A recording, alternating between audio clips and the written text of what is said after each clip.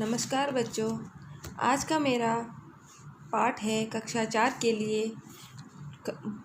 पाठ 4। पाठ का नाम है जल की उपयोगिता।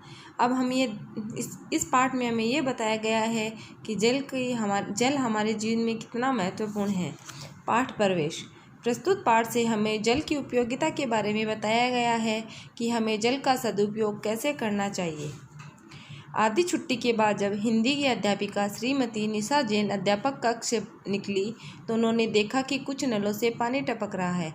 वे समझ गई कि भोजन करने के बाद बच्चों ने नलों को ठीक से बंद नहीं किया होगा। वे नलों को ठीक से बंद करने के बाद ही कक्षा में गई। सभी बच्चों ने खड़े होकर उनका अभिवादन किया। उन्होंने सभी को बैठने का संकेत करते हुए कहा, आज मैं तुमको जल के महत्व के बारे में पढ़ाऊंगी। गर्मी के दिनों में जब तुम्हें बहुत प्यास लगती है तब तुम क्या करते हो? फ्रिज से ठंडे पानी की बोतल ही निकालते हो ना? सभी बच्चे जोर से बोले, हाँ मैडम, तब हम खूब पानी पीते हैं। अध्यापिका ने पूछा, क्यों? बच्चे बोले, क्योंकि हमें प्यास लगती है। अध्यापिका बोली, तुम सबने ठीक कहा, पानी के अलावा हमारी प्यास किसी और चीज़ से बुझ ही नहीं सकती। अध्यापिका की बात सुनकर अर्पित बोला, प्यास लगने पर मैं तो कोल्ड ड्रिंक पीता हूँ, मेरी प्यास तो बुझ जाती है। अध्यापिका बोली, लेकिन कोल्ड ड्रिंक पीने से प्यास अच्छी तरह नहीं बुझती। जब बहुत अधिक प्यास लगती है तब हम घटाघट बहुत सारा पानी पी जाते हैं। तब कोल्ड ड्रिंक इतना थोड़ी ही पी सकते हो। प्यास लगने पर तो पानी ही पीने में मज़ा आता है, कोल्ड ड्रिंक पीने में नहीं। अध्यापिका की बात सुनकर ज़्यादातर बच्चों ने हामी भरी। हामी का मतलब हाँ करना। अध्यापिका फिर बोली, जरा सोचो, प्यास लगने पर अगर तुम्हें पानी न मिले तो क्या होगा? शुभम बोला, तब तो हम प्यासे मर जाएंगे। बात के बीच में ही नीरज बोला, पर पानी क्यों नहीं मिलेगा मैडम? अध्यापिका ने बताया, भारत की जनसंख्या लगातार बढ़ती जा रही है, जिसके कारण पानी की मांग भी बढ़ती जा रही है। हम नदियों, तालाबों और कुओं से पानी प्राप्त करते हैं, लेकिन उनमें कूड़ा कचरा डालकर उन्हें गंदा भी कर रहे हैं। गंदे पानी का होना न होना दोनों बराबर ही है। आज हमारे भारत की जनसंख्या आबादी इतनी ज़्यादा बढ़ रही है, उसके लिए हमें पानी की बहुत ज़्यादा ज़रूरत हो रही है। इस बात को हमें समझना चाहिए। क्यों मैडम? अनिल ने पूछा। भला कोई गंदा पानी पीता है? रोहित बोला। इस पर अनिल ने कहा, लेकिन गंदा पानी पेड़ पौधों में तो डाल सकते हैं ना? अध्यापिका ने जवाब दिया, हम मटमैले पानी को तो पेड़ पौधों में डाल सकते हैं, लेकिन उस पानी को नहीं जिसमें कारखानों के दूषित पदार्थ मिले होते हैं। इससे तो सारे पेड़ पौधे ही नष्ट हो जाएंगे। अध्यापिका आगे बोली, गर्मी के दिनों में नदियों तालाबों का जो जल सूख जाता है वह वर्षा के रूप में हमें फिर मिल जाता है। परंतु हमारे देश में कभी ज़्यादा वर्षा होती है तो कभी कम।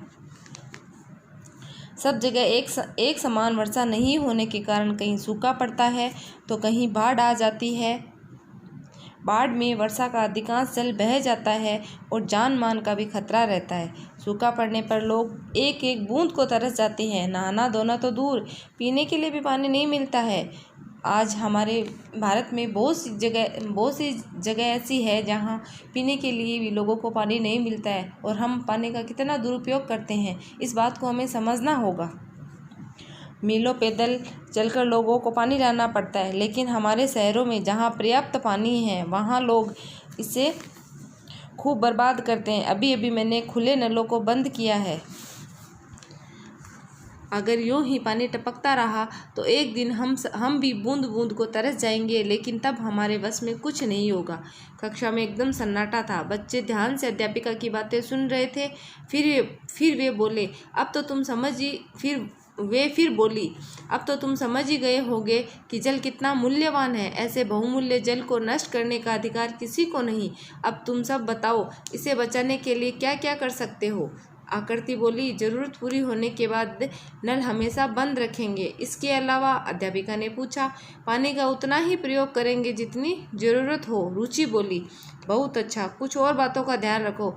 जब ब्रश करो तब नल को मत खोलो, जब कुल्ला करो तभी नल खोलो, इससे बहुत पानी बचता है। नहाते समय शावर या फव्वारा खोलकर मत नहाओ। बाल्टी और मग का प्रयोग करो, इससे पानी कम खर्च होता है। फर्श को पानी से धोने की बजाय पोंछा मारकर ही साफ कर लो, इससे बहुत पानी बचता है। फल सब्जी धोने के बाद पानी को पेड़ पौधों में डाल दो, इससे पानी बेकार नहीं होगा और पेड़ पौधों को भी लाभ पहुंचेगा। इसी प्रकार कपड़े धोते, बर्तन साफ करते और कार, स्कूटर आदि धोते समय अगर थोड़ी सी सावधानी बरती जाए तो बहुत सारा जल बचाया जा सकता है, अध्यापिका ने कहा। घंटी बजी तो अध्यापिका फिर बोली, आज से तुम सब पानी की बचत एवं उसका उचित उपयोग करना शुरू कर दो, क्योंकि जल ही जीवन है। सभी बच्चों ने सिर हिलाकर हामी भरी और भविष्य में जल का सही ढंग से प्रयोग करने का वचन दिया। इस पाठ से हमें ये शिक्षा मिलती है कि हमारे जीवन में जल की जितनी उपयोगिता है उतनी किसी भी चीज़ की नहीं है। हमें पानी को बर्बाद नहीं करना चाहिए, हमें उसका सदुपयोग करना चाहिए। धन्यवाद।